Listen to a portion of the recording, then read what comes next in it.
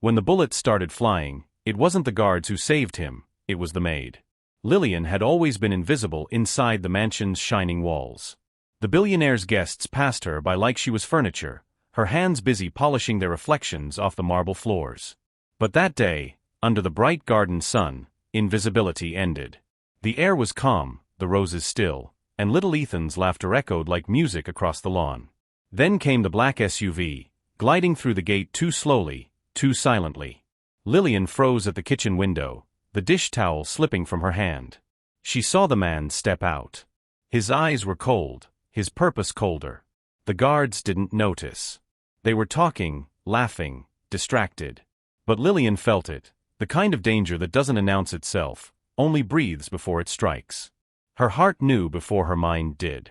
And when the gun came up, aimed straight at the boy, she didn't think. She ran. Her feet pounded the marble path, the sound swallowed by panic. She shouted his name, Ethan, but the first gunshot drowned it out. The second came before she reached him.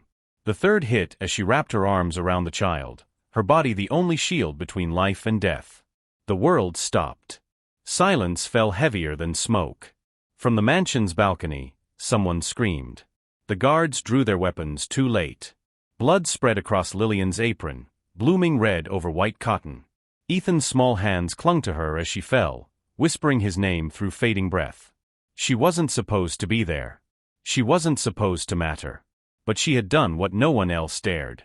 And when the cameras caught it all, the maid's body over the billionaire's son, the world demanded to know, who was she, and why did she do it?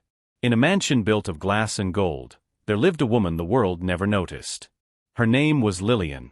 Every morning before the first beam of light slipped through the long velvet curtains, she was already awake, polishing, scrubbing, preparing the world for people who would never remember her face. The Harlow mansion was quiet in those early hours, the kind of silence that hums with power. Marble floors stretched wide and cold, gleaming like mirrors that never reflected her. She moved across them with careful steps, her shoes muffled by habit, her hands calloused from a life spent serving other people's comfort. They called her the maid, when they remembered to call her anything at all. To most, she was a shape in the background, a polite nod at the edge of their vision. But to Lillian, invisibility was not new, it was armor. She wore it the way other women wore diamonds. It protected her from the sharpness of the world above her. Still there were moments, small and fleeting, when her eyes caught the sunrise in the glass walls, and she would whisper to herself, "Some people live in light, others clean it." It wasn't bitterness in her voice, only truth. She had accepted her place in the shadows, though sometimes the shadows felt too heavy to carry. Every surface in the mansion seemed to demand her attention. The silverware gleamed because of her. The staircase shone like a reflection of wealth. The guests who visited Richard Harlow, the billionaire owner, never once asked who made the place so perfect. They simply enjoyed the illusion of effortless beauty. Lillian understood this well. Perfection had a price, and she paid it daily with the ache in her back, the blisters on her palms, and the silence that came when no one said thank you. Her world existed between footsteps and whispers. She had learned to move without sound, to speak only when spoken to disappear when laughter grew too loud. But even in the quiet, she carried dignity like a hidden fire. Every task she completed was done with purpose. Beds made with care, meals prepared with love she could never show, hallways smelling faintly of lemon and soap, not perfume. To her, work was prayer. Each motion a way to prove she still existed, even if no one looked her way. Lillian had come to the mansion 3 years earlier, brought in by an agency that placed women like her in homes that didn't want to see them. They told her the Harlows were kind employers, and in some ways that was true. She had a small room behind the kitchen, a steady paycheck, and meals when time allowed.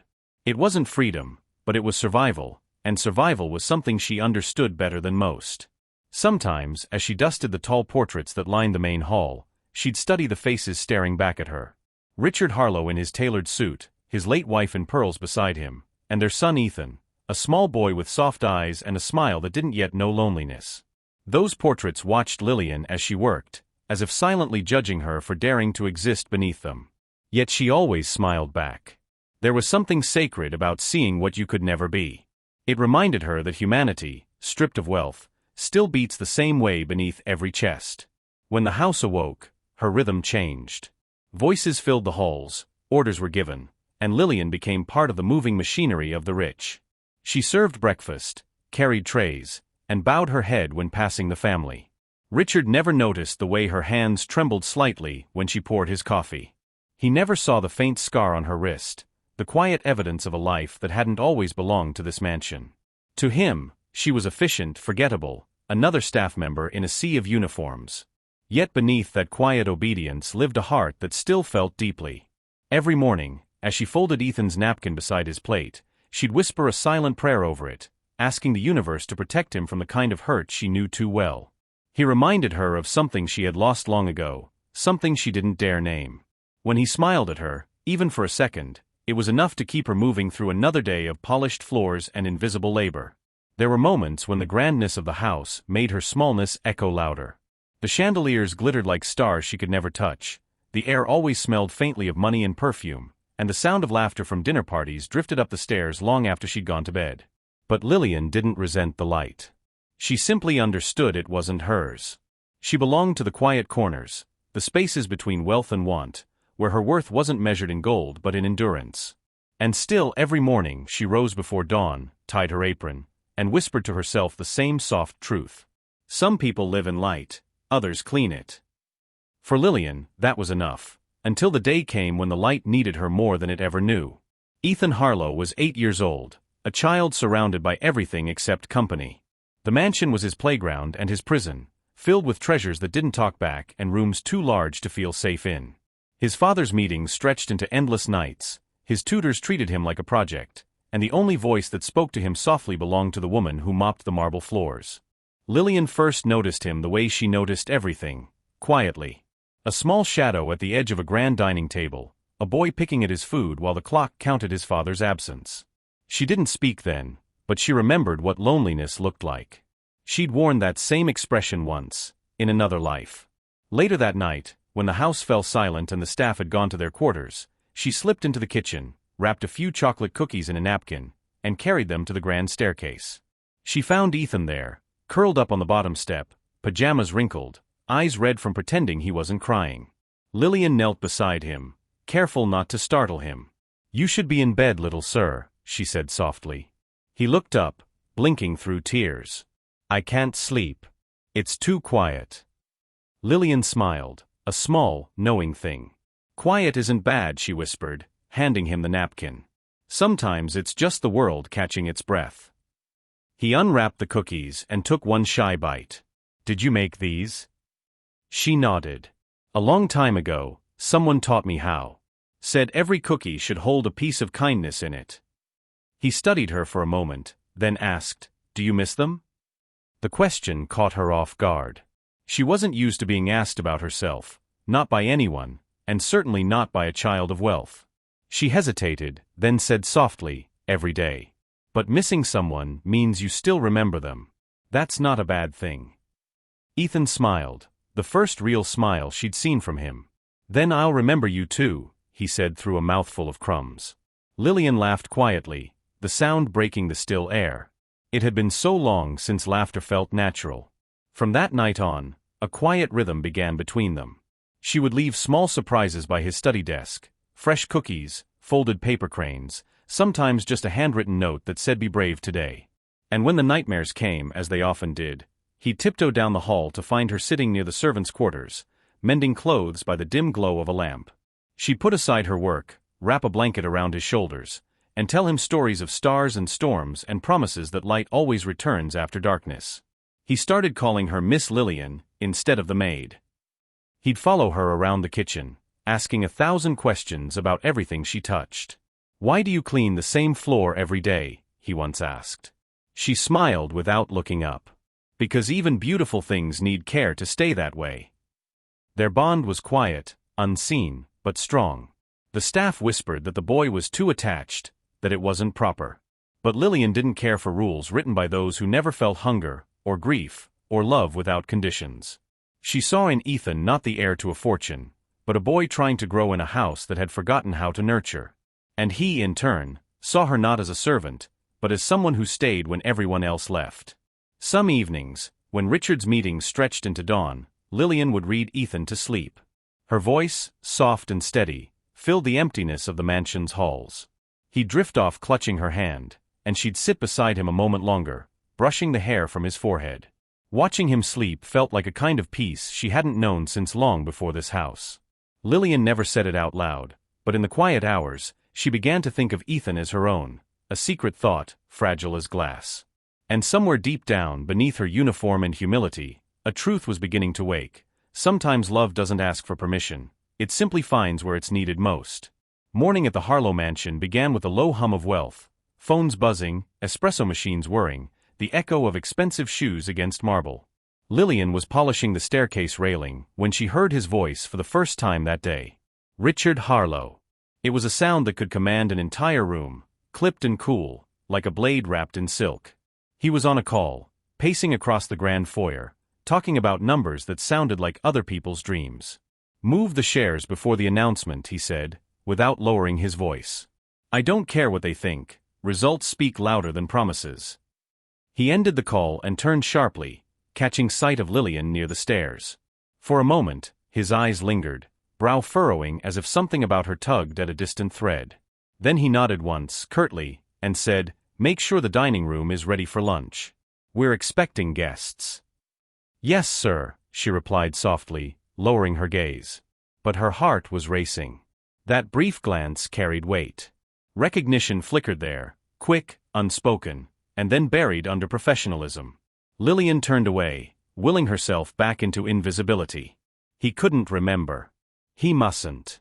As she set the table later, she could feel him moving through the house, the controlled rhythm of his footsteps, the scent of cologne that filled every corridor after he passed. Power didn't just follow Richard Harlow, it announced him. Yet beneath the confidence, there was something colder. He spoke to his staff like they were part of the decor, and when Ethan entered the room, hopeful and bright, Richard only managed a distracted smile before checking his watch. "Finish your homework before dinner," he said absently. Ethan's shoulders fell. Lillian noticed. She always noticed. When Richard's eyes lifted again, they met hers across the room. It wasn't the look of an employer observing his maid, it was something sharper, more searching. "You've been here long?" he asked suddenly. 3 years, sir." He studied her face. "You remind me of someone." Lillian's pulse quickened. "I doubt that, sir. I keep to myself." He smiled faintly, though it didn't reach his eyes. "Yes. I suppose you do." Then he walked away, his phone already ringing again. She stood there, motionless, staring at the doorway he disappeared through. He didn't remember. Or maybe he did and chose silence. Either way, the air between them carried ghosts neither could name. Later that evening, as she cleared the remnants of dinner, she overheard him speaking in his office. "People like us can't afford distractions," he was saying. "Sentiment slows you down." His tone was firm, confident, the voice of a man who'd traded heart for empire. Lillian closed her eyes for a moment, her hands trembling over the tray she carried. Once, long ago, that same voice had told her something entirely different. "You make me feel human." Now, standing in the same house but a different world, she realized just how far away that man had gone. The afternoon sun hung low over the Harlow estate, casting long shadows across the driveway that gleamed like poured glass.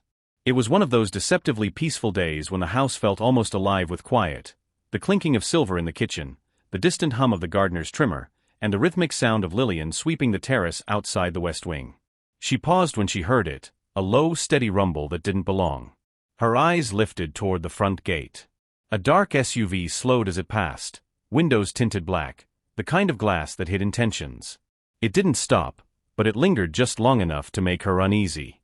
Lillian watched until it disappeared beyond the curve of the long driveway, her hands tightening on the broom handle. She told herself it was nothing. The world was full of cars that came and went. But when it returned the next day, and the day after that, her instincts refused to quiet. The same car, the same pattern, same deliberate slowness. She had learned to trust her intuition. It had kept her alive in harder times than these marble walls could imagine. That evening, as the rest of the staff cleared dinner plates, she approached the 2 security guards near the back corridor. "Excuse me," she began, voice careful, polite. "There's been a vehicle passing by the gate several times this week. Black SUV. The driver doesn't stop, but he slows down and watches." One of the men looked up from his phone and smirked. "Ma'am, people drive by here all the time. This is a billionaire's house. Curiosity comes with the fence." Lillian frowned. "It's not curiosity. It's intent. You can feel it." The second guard laughed. "You've been watching too many crime shows, Lillian. Don't worry, no one's coming for the rich man's flowers." Their amusement stung, but she kept her composure. "I just thought it best you knew. In case." "Sure," the first man said, waving her off. "If it parks, we'll care." She stood there a moment longer, wanting to insist, to make them understand that sometimes danger isn't loud, it lingers quietly, the way storms do before they break. But she knew how they saw her. The maid with too much imagination. A voice easy to dismiss. That night, as she made her rounds closing windows and dimming hallway lights, she stopped by Ethan's room. He was already asleep, his small hand clutching the edge of his blanket. She tucked it around him a little tighter, her heart tightening in ways she couldn't explain. On her way back to her quarters, she passed the window overlooking the main road. There it was again, the faint glint of headlights in the distance. The same shape, the same car. Motionless this time. Waiting. Lillian whispered under her breath, "Something's wrong here." She pressed her palm against the cold glass, eyes narrowing. No one else seemed to notice, but she did. The world had taught her long ago to recognize danger by its silence, not its noise. And the silence outside the Harlow estate was starting to feel like a warning that no one but her could hear. Night fell softly over the Harlow mansion, settling on the rooftops like a blanket of glass. The air outside was still, unnaturally still, the kind of quiet that presses on the ears until even a heartbeat feels too loud. Inside, the day's noise had faded. The kitchen had gone dark, the staff retreated to their quarters, and only the faint hum of electricity and the ticking of the grandfather clock filled the silence. Lillian sat on the edge of her narrow bed, the small lamp beside her casting a weak circle of light against the wall. Her hands rested in her lap, fingers clasped tight. In moments like this, when the house seemed too perfect, too polished, she always prayed. It wasn't habit, it was survival. Her voice, low and trembling, slipped into the stillness like a secret between her and something greater. "Keep them safe tonight," she whispered, her gaze fixed on the window where the moonlight brushed across the curtain. "The boy, especially the boy. Let him sleep without fear." She paused, her breath hitching. There were prayers she never finished, names she never said aloud. The past had taught her that some things were best left between herself and the silence. Still, she bowed her head and murmured one more line. "And if trouble comes, let me see it first."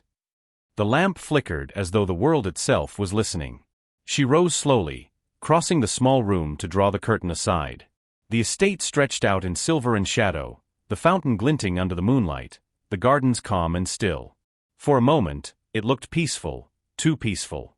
Somewhere beyond the iron gate, she thought she saw a faint movement, a shimmer that disappeared when she blinked. Maybe it was the wind. Maybe it was nothing. But the unease that had followed her all week stirred again, cold and familiar. She stepped closer to the window, pressing a hand against the glass. It was cool, almost damp from the night air. She could hear the faint rustle of leaves, the low hum of the pool filter, and beneath it all something else, a stillness that wasn't right. She'd lived long enough to know that calm can sometimes be a disguise, a curtain drawn just before the storm steps in. Behind her, the clock chimed softly. 11. She turned away from the window and knelt beside her bed again, the floor cool against her knees. "If something is coming," she whispered, "help me be ready." The words lingered in the air, half prayer, half plea. When she stood, she checked the small photograph hidden inside her drawer, a younger version of herself holding a baby boy. The edges were worn, the image fading, but it grounded her. It reminded her why she still believed in goodness, even in places where power forgot compassion. She traced the outline of the child's face with her finger and smiled faintly. "I promised I'd keep the good ones safe," she said quietly. "I won't break it now." Outside, the night held its breath. The fountain stopped for a moment, its motor shutting off. Even the crickets fell silent. It was as if the entire world waited. Lillian lay down fully dressed, unable to shake the feeling that sleep would betray her. The silence thickened around her, heavy and expectant. Somewhere deep inside she felt it, the quiet before the storm, the strange stillness that always comes when fate is holding its breath. As her eyes fluttered closed, her lips moved one last time. "Please," she whispered, "let tomorrow be kind." But the night offered no answer, only that same unmoving calm that had begun to feel less like peace and more like a warning. If you believe people like Lillian deserve to be heard, hit subscribe, because silence is what villains count on. Morning came bright and clear, the kind of morning that fools the heart into believing everything is safe. The sun spilled across the marble terrace, turning the fountain into a pool of liquid light. The air smelled of fresh cut grass and lemon polish, the usual perfume of the Harlow estate. It was a new day, calm, golden, deceptively gentle. Lillian stood at the kitchen window, drying her hands on a towel, watching Ethan chase his red ball across the courtyard. His laughter carried through the open glass, a melody too pure for the world it lived in. For a moment, she let herself smile. It was the kind of sound she'd prayed for the night before, proof that innocence still existed somewhere between the cracks of fear. He looked so small out there, framed by the mansion's towering stone and gleaming cars, like a piece of color in a landscape too white. The maids behind her were gossiping about the weekend, clattering dishes and trading stories, but Lillian barely heard them. Her eyes stayed on Ethan. She had a way of watching him like a mother would, measuring every distance he ran, every laugh, every pause between breaths. It was rare to see him that free. Most mornings he was locked behind books and lessons, always chasing his father's expectations instead of his own joy. But today, the sun had broken through his walls. His laughter bounced off the fountain, bright and unstoppable, and Lillian found herself whispering, "Thank you," to no one in particular. She turned to refill the kettle when the sound of footsteps echoed in the hallway. Richard Harlow appeared, phone in hand, a storm of authority in a tailored suit. "Has the car arrived?" he asked without looking up. One of the staff answered quickly, "Yes, it was waiting." He nodded, distracted, and then, almost as an afterthought, glanced toward the courtyard. His gaze lingered on his son for just a second. A faint smile touched his lips, then vanished. "Tell him I'll be back before lunch," he said, already walking away. Lillian wanted to tell him to stay, to listen to that laugh for a minute longer. But she stayed silent, as always. She had learned long ago that some words from people like her never found ears willing to listen. When the kitchen door closed behind him, she looked back to the window. Ethan had dropped his ball into the fountain, laughing as he tried to fish it out. The scene felt light, almost ordinary, and yet something beneath it hummed. Lillian couldn't name it, but the world had a strange way of growing too quiet before it tore itself open. A breeze drifted through the open window, brushing her arm. The smell of water and morning air filled her chest, but it didn't bring calm, it brought alertness. Her eyes narrowed slightly, scanning the edge of the property out of habit. Beyond the gardens, beyond the iron gates that glinted in the sun, the road curved out of sight. Empty. Peaceful. Still, she couldn't shake the feeling that somewhere, the calm was pretending. Ethan splashed his hands in the fountain, laughter rising again. Lillian allowed herself a small smile, her heart softening.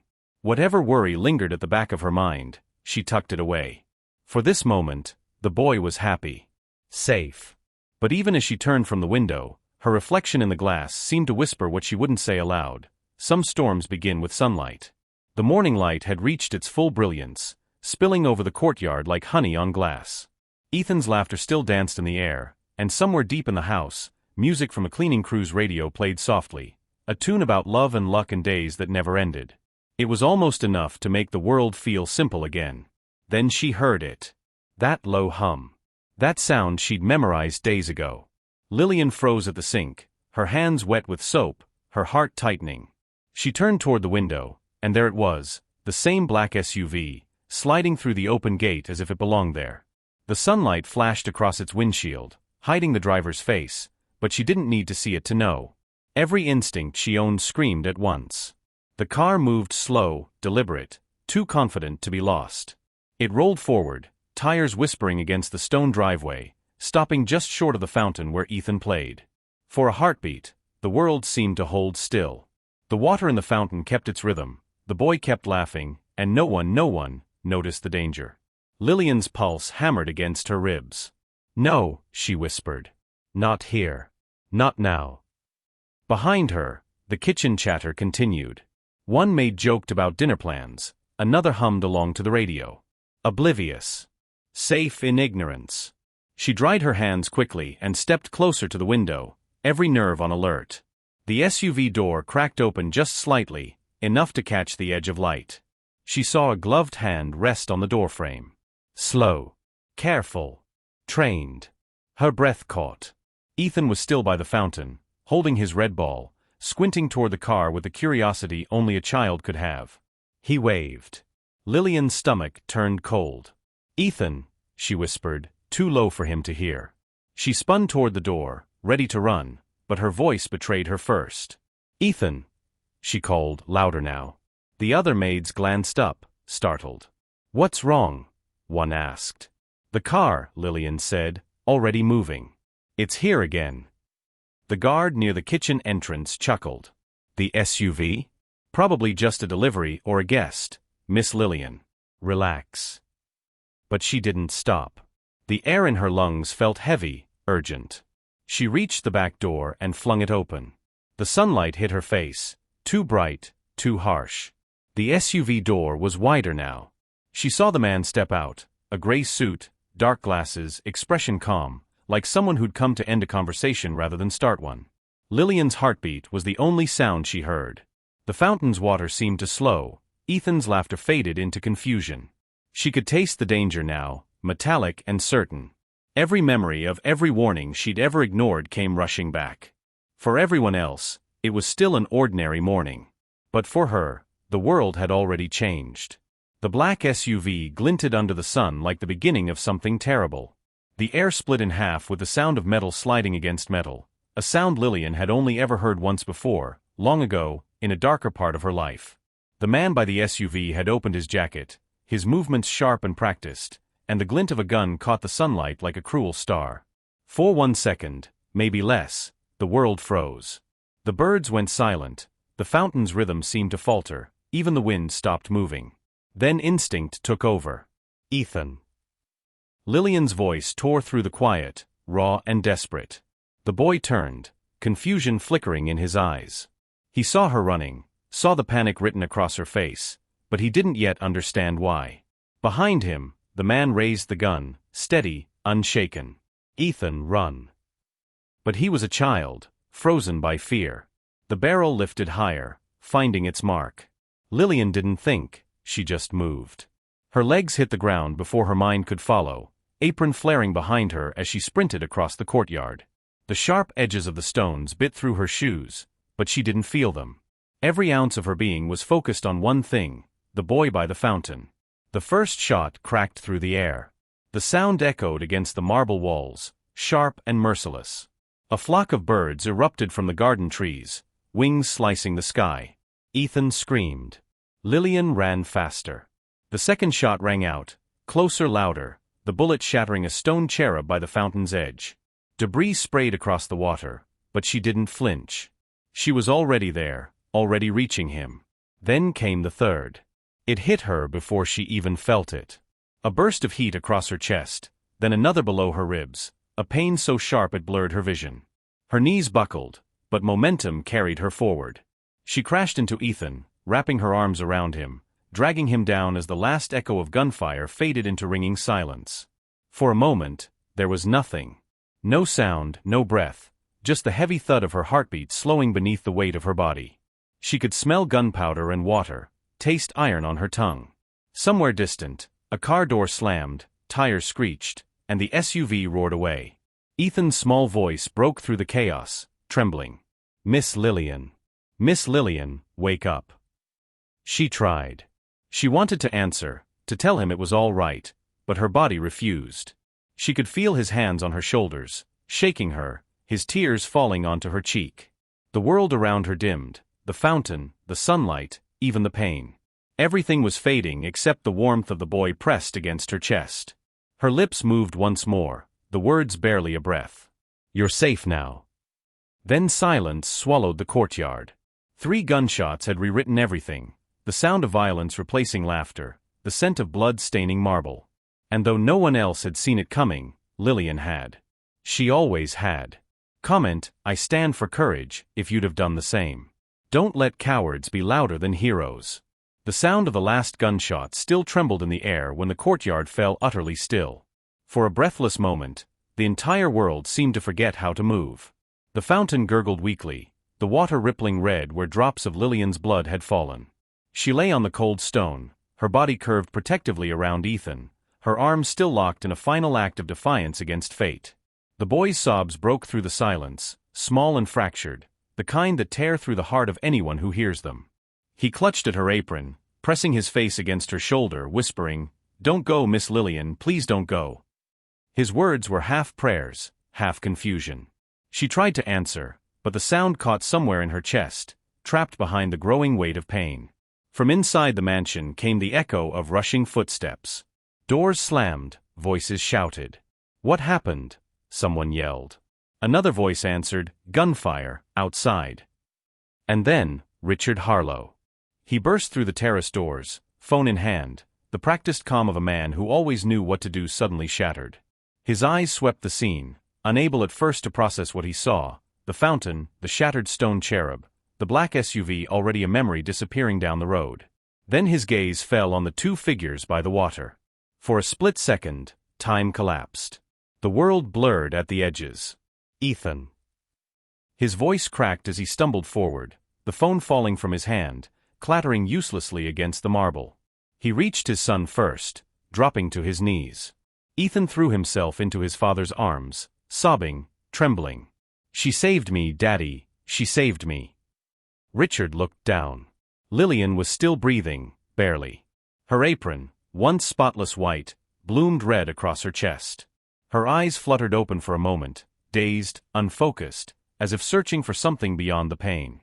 He pressed his hand against her wound without thinking, his business-trained mind abandoning logic for instinct.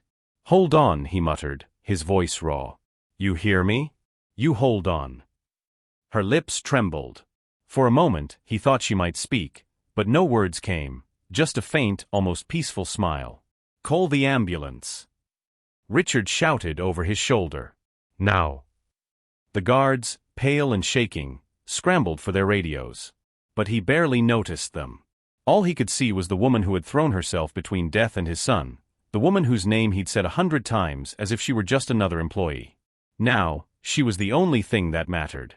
He leaned close, his voice breaking into a whisper meant only for her. "Why would you do this?" Lillian's eyes flicked toward Ethan, then back to him. She tried to form a word, something soft, something that might have been love or promise, but before it could leave her lips, her head fell against the stone. Her hand, still covered in the boy's tears, slipped from his sleeve. Richard caught it before it touched the ground, gripping it tightly as if that alone could anchor her back to life. The sirens were still far away. He looked at his son, safe alive, and then at the woman who had made it so. The sight of her blood on his hands felt heavier than any empire he had ever built. Somewhere behind him, the wind stirred the trees again, and for the first time in years, Richard Harlow bowed his head and wept. By morning, the world had learned her name. The story spread faster than truth could keep up with it. Billionaire's maid takes bullets for his son.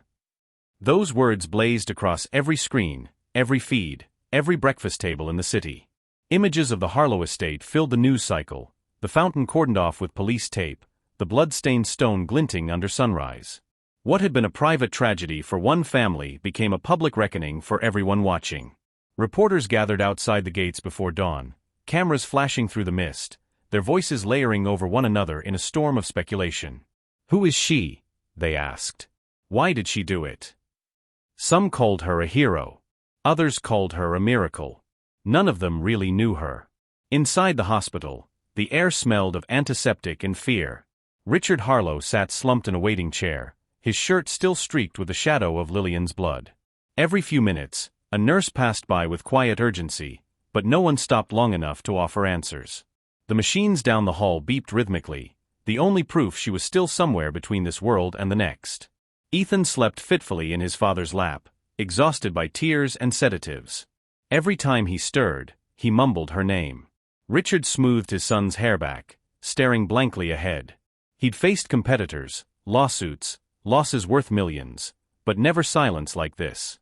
Outside, the story had already turned into something larger. Talk shows debated the selfless act of the working class. Journalists unearthed photos of Lillian smiling faintly at staff gatherings, standing always at the edge of the frame. Hashtags bloomed across social media, #Justice for Lillian, #Invisible No More, and strangers left flowers at the mansion gate. Some spoke with outrage. How could a woman paid so little give her life for those who have everything? Others wept openly, struck by a kind of collective guilt. News anchors repeated the same line until it lost its polish. In a world divided by wealth, one act of courage has reminded us what humanity looks like. For Richard, the noise outside meant nothing. He replayed every conversation, every time he'd passed her in the hall without seeing her. The image of her falling, her arms around his son, looped endlessly in his mind. Guilt sat heavy on his chest. The hospital doors opened and a nurse stepped out, clipboard in hand. For a moment, the reporters went silent, cameras lifting in anticipation. But she shook her head softly and disappeared down another corridor. Richard looked up at the ceiling, his voice rough, almost breaking. "She saved my boy," he whispered. And no one ever even said her name at dinner. Somewhere beyond the sterile walls, the city kept repeating it for him. Lillian. The name that had once belonged only to silence was now written in headlines, spoken by strangers, carried in the mouths of millions. And yet, inside that quiet hospital corridor, Richard knew the truth. The world might remember her as a story, but for him and his son, she had become something sacred. The hospital lights were too bright, too white, unforgiving in their honesty. They hummed overhead, sterile and constant, casting everything in the same pale shade of fear. The smell of antiseptic mixed with faint traces of blood and smoke that still clung to Richard's clothes. He sat beside the bed, elbows on his knees, hands clasped so tight his knuckles had gone white. He'd spent a lifetime in control of everything, markets, contracts, people, but not this. Not her.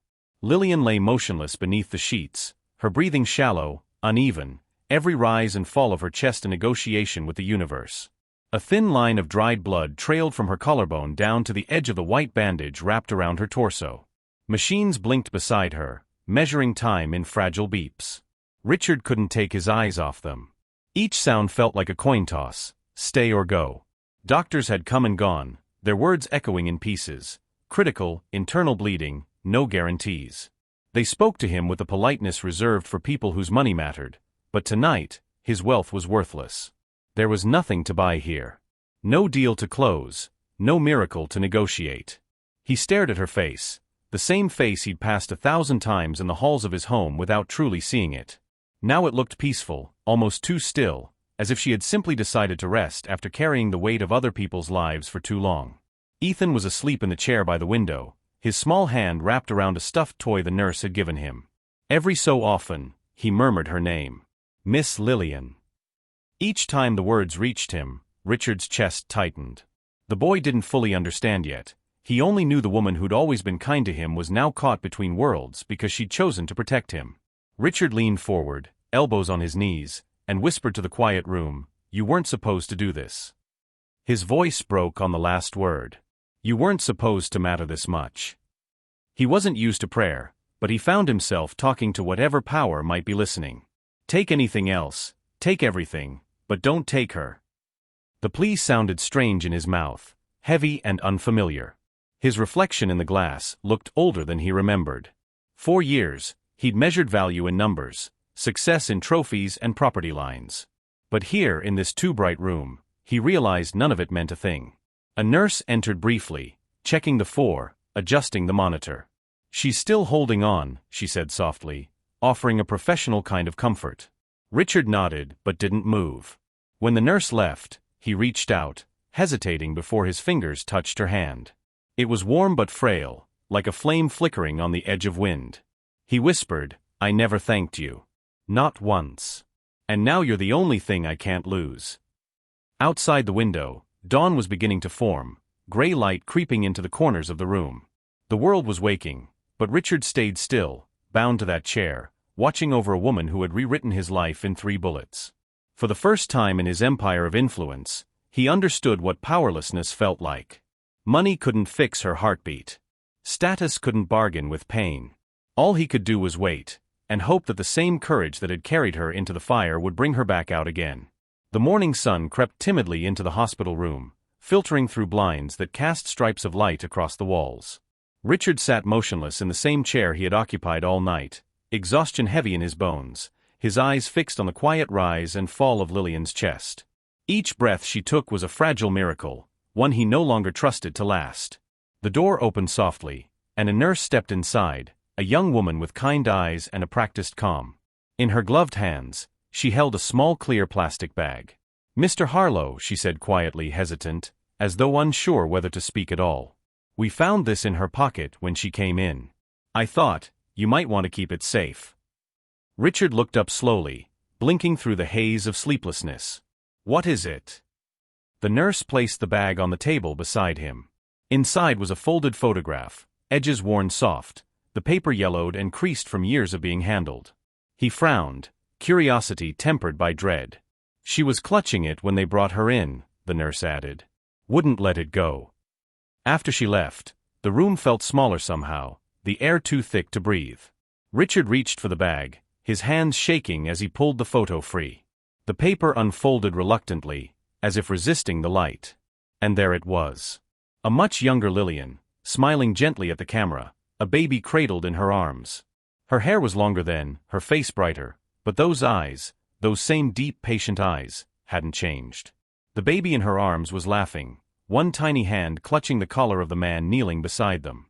Richard's heart stopped. The man was him. He stared at the image as though it had been taken from a life that didn't belong to him. His own face looked younger, unguarded, wearing a kind of warmth he'd forgotten he was capable of. The suit was different, the setting humbler, a small apartment, curtains half-drawn, sunlight spilling through. His mind scrambled to piece it together. No, it couldn't be. But it was. He turned the photo over, his pulse thundering. On the back, written in faded blue ink, were words that felt like a whisper from another lifetime, for Richard. "So he never forgets what love looks like." The chair creaked beneath him as he leaned back, the weight of recognition crashing down like a storm. Memories buried beneath years of ambition clawed their way to the surface, the laughter, the arguments, the night she'd left without a word. He told himself she moved on, found something better, or maybe nothing at all. But now, the truth unfolded in trembling hands. The baby. The look in her eyes. All of it came together in one cruel, merciful instant. Lillian hadn't just been a stranger who worked beneath his roof. She had been part of his life before the money, before the empire, before he'd learned to mistake success for worth. He set the photograph down, pressing the heel of his palm against his eyes as if he could block out what he'd seen. "Dear God," he whispered, voice breaking. "All this time." The machines beside her continued their steady rhythm, indifferent to revelation. Richard looked at her again, at the woman he had once loved, maybe still loved, lying there broken because she had saved their son. Not just his son. Theirs. He reached out and took her hand once more, his thumb brushing against her knuckles. "You remembered," he said softly, tears threatening to fall. "You never forgot." And for the first time, Richard Harlow, the man who had everything, realized how much he had truly lost long before that bullet ever found her. Before the mansions, before the headlines, before his name meant anything in boardrooms, there was a small apartment above a corner cafe where the smell of coffee and rain used to fill the air. Richard had lived there once, back when ambition was still a dream and not yet a weapon. And it was there that he met Lillian. She wasn't a maid then. She worked at the cafe downstairs, her apron dusted with flour, her laughter soft but steady. The first time he saw her, she was wiping down a table, humming a song he didn't know. He'd stopped by for coffee he could barely afford, and somehow kept finding reasons to return. She never asked what he did for a living, never cared that his shoes were scuffed or that his suit was secondhand. She looked at him the way no one else ever had, like he was already enough. He remembered the nights they'd sit on the fire escape, sharing one cheap bottle of wine, the city stretching endlessly below. She'd talk about wanting a little house one day, somewhere quiet. He'd talk about his plans to build something bigger than either of them could imagine. "You'll forget me when that happens," she'd tease. He'd laugh and say, "Never." But he did. Success came faster than he expected, and with it came people who taught him how to hide his past, how to sharpen his smile, how to trade kindness for power. Deals stacked up, and the man who once promised her forever began missing dinners, then weekends, then entire weeks. Lillian waited as long as she could, her letters unanswered, her calls returned by silence. The last time they spoke was in the rain. He'd shown up late, suit soaked, eyes already elsewhere. She'd held his face in her hands and said, "You're slipping away from me." "I have to," he'd replied. "This is my chance. Everything we've ever wanted." "No," she said softly. "Everything you've wanted." She had looked at him one last time, hurt, proud, still gentle, and whispered, "One day you'll realize what you traded." He didn't follow when she walked away. At the time, he told himself she'd come back. He convinced himself that love would wait for the version of him that had conquered the world. But when he finally went back to the cafe months later, she was gone. The owner only shook his head and said she'd moved suddenly, no forwarding address. He didn't know that she'd left carrying more than her heartbreak.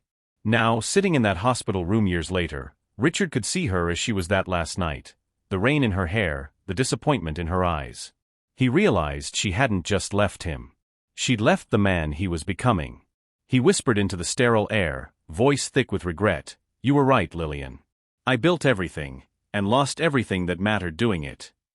Outside, the storm he had carried inside for years finally began to break. If you can't stand people who trade love for power, share this story, because truth deserves witnesses. The truth settled over Richard like a storm too heavy to breathe through. The photograph trembled in his hand, its corners damp from sweat and disbelief. The woman who had risked everything for his son wasn't just a maid. She was the woman he had once loved, the woman who had vanished carrying his child. And the boy she had saved was their son's brother. His throat closed around the realization. It was almost too cruel to comprehend.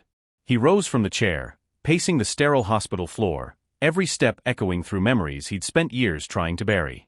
All the deals, the boardrooms, the power, it meant nothing now. Because the one person who had every reason to hate him had thrown herself in front of death for the child of the man who broke her heart. He turned toward her bed, tears carving lines down his face. His voice cracked, barely more than a whisper. "She saved the child I didn't deserve." The words hung in the room like confession and punishment at once. Ethan stirred in the corner, restless in sleep. Richard glanced at him, the boy who would one day learn that courage had a name, and it wasn't his father's. He looked back at Lillian, pale but still breathing, and dropped to his knees beside her. "Forgive me," he said, "for forgetting what love looked like. For building a life on silence. You gave me a son, and I didn't even know his name. But I'll make this right. I swear it." When he rose again, something inside him had changed. The man who had built empires was gone. In his place stood a father, stripped bare, finally human. He turned toward the window, watching the city lights blink in the distance. The world outside already buzzed with headlines and speculation, but Richard no longer cared about reputation or scandal. Someone had sent that gunman. Someone had tried to erase his family a second time. He clenched his fists, jaw set with quiet fury. "They wanted to destroy us," he said softly. "But they only reminded me what's worth fighting for." He looked back at Lillian one last time, her stillness almost sacred. "I couldn't protect you then," he whispered. "But I will now. Your name will never be forgotten." And as the night deepened, Richard Harlow, the billionaire who once thought love was weakness, made his vow to protect her legacy, to expose every hand that tried to end it, to spend whatever life he had left making sure no one ever called her just the maid again. The courtroom was silent except for the clicking of pens and the rustle of paper. Reporters lined the back row, their cameras forbidden but their eyes sharp. Richard Harlow sat at the witness stand, the same man who had once commanded boardrooms now stripped of arrogance, his hands folded, his voice measured but steady. Across the room sat the man who had orchestrated it all, his former business partner, Leonard Crane. The one who'd called the hit, hoping to cripple the empire and claim what was never his. When the prosecutor asked, "Mr. Harlow, can you identify the man responsible for ordering the attack?" Richard didn't hesitate. His gaze locked with Crane's, calm but unflinching. "Yes," he said. "It was him." Gasps rippled through the room. Crane's lawyer rose to object, but Richard continued, his voice carrying a weight money could never buy. "This isn't about profit or revenge. This is about a woman who stood in front of bullets meant for a child. My child. She didn't have power or protection, but she had something stronger, courage. I owe her justice, not vengeance." The judge watched him closely, her pen frozen mid-air. For once, Richard wasn't arguing for assets or deals. He was speaking for truth. The evidence was overwhelming. Surveillance footage, financial records, witness testimony, it all led back to Crane. As the verdict was read, guilty on all counts, Richard didn't look triumphant. He only closed his eyes for a moment, exhaling like a man releasing years of ghosts. Outside, the press swarmed, microphones flashing like lightning. He said only one sentence before getting into his car: "Power means nothing if it doesn't protect the innocent." And for the first time in decades, the world saw Richard Harlow not as a billionaire, but as a man finally learning the value of grace. The hospital room was quiet except for the soft rhythmic beep of the monitor. Morning light spilled gently across the sheets. Richard stood by the window, his reflection blurred in the glass, his thoughts lost in the weeks that had passed since the trial. Then he heard it, her voice, barely a whisper. "Richard." He turned so fast his chair toppled over. She was awake. Lillian's eyes fluttered open, weak but alive. Her skin was pale, her breathing shallow, but that faint smile, the same one he remembered from years ago, was there. He moved to her side, kneeling instinctively, his hand finding hers. "You're here," he said, as though saying it might make it stay true. She nodded slightly. "I heard about the trial." "You should be resting," he said softly. "I had to know," she murmured. "Did you find who did it?" "Yes. He's gone for good." For a moment, they just looked at each other, the silence between them no longer full of regret, but recognition. Two lives that had broken apart had finally found their way back to the same breath. Richard's voice was rough when he spoke again. "You saved my son," he said. "Now let me save the world you believe in." Tears welled in her eyes. "The world doesn't need saving, Richard. Just listening." He smiled faintly, brushing a strand of hair from her forehead. "Then we'll make it listen." Outside the window, the city moved as if unaware of the quiet miracle that had just taken place. But inside that small hospital room, something greater than power or forgiveness had been born: purpose. 1 year later, sunlight poured over a new building in downtown New York, the Lillian Hope Foundation. Its glass walls reflected the city skyline, but its heart belonged to those who'd been overlooked. The foundation's mission was simple: offering shelter, education, and opportunities for single mothers, domestic workers, and women rebuilding after loss. Reporters stood outside as the ribbon was cut, cameras flashing. Richard stood at one side of the stage, but he didn't speak. This wasn't his day. It was hers. Ethan ran ahead through the crowd, his laughter ringing across the courtyard. He stopped by Lillian, who was standing near the entrance, a white scarf draped gently around her shoulders. "Come on, Mama Lillian," he said, tugging her hand. "Dad says they're waiting for you." Mama Lillian. The name warmed her heart every time he said it. She smiled and squeezed his hand. "All right, my brave boy. Let's go make them believe in good again." She walked slowly to the podium, every step a reminder of what she'd survived. The scars beneath her dress still ached sometimes, but they no longer defined her. They had simply become proof. The crowd quieted as Lillian reached the microphone. She looked out across a sea of faces: business leaders, workers, mothers, strangers, and for the first time, she didn't feel invisible. "I was a maid once," she began, her voice clear but gentle. "People saw my uniform before they saw my heart. They thought I cleaned floors because I had no dreams. But love doesn't care where it finds you, it just asks that you keep giving, even when no one's watching." The crowd leaned in, silent, moved. She glanced toward Richard and Ethan, standing together, pride softening both their faces. "A year ago, I was just another unseen worker. Today, I stand here because someone finally listened, not to my job, but to my story. And now this place, this foundation, is for every woman who's ever been told her worth ends when her shift does." Her eyes glistened as she lifted her chin. "Heroes aren't born from wealth," she said. "They're born from love that refuses to die." Applause erupted, long and thunderous. People rose to their feet. Even the hardest faces in the crowd softened. Cameras flashed, but for once, they weren't capturing scandal, they were capturing truth. Behind her, a banner unfurled with the foundation's motto: "Kindness is strength." The sun dipped low over the city, painting the sky in hues of gold and rose.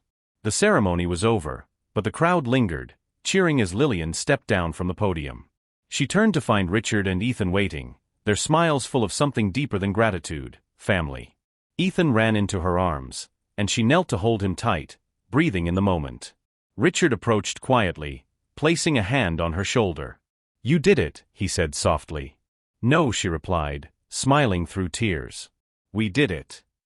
Together, they walked down the steps as the crowd parted, people clapping, some wiping tears from their cheeks.